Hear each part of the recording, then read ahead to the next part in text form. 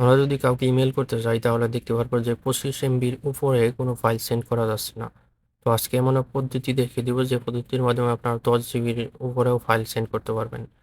তো এর জন্য আপনারা আপনার ইমেইলে প্রবেশ করবেন, এরপরে আপনারা যাকে মেইল পাঠাবেন সেটা দিবেন এবং সাবজেক্ট লিখবেন এবং এবং যা লেখার লিখবেন।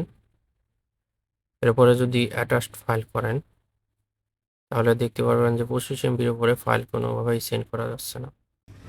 তো এর সমাধানের জন্য আপনারা নিচে যে ড্রাইভের অপশন আইকন আছে ওখানে ক্লিক করবেন।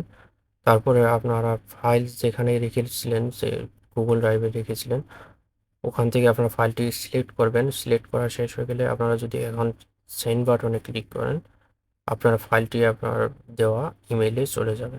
তো এভাবে আপনারা 10 জিবির উপরেও আপনারা ফাইল সেন্ড করতে পারেন। নিচে যদি লক্ষ্য করেন তাহলে দেখতে পারবেন যে এখানে 2048 জিবি লেখা আছে। এটা কিন্তু আমার গুগল ড্রাইভের স্টোরেজ।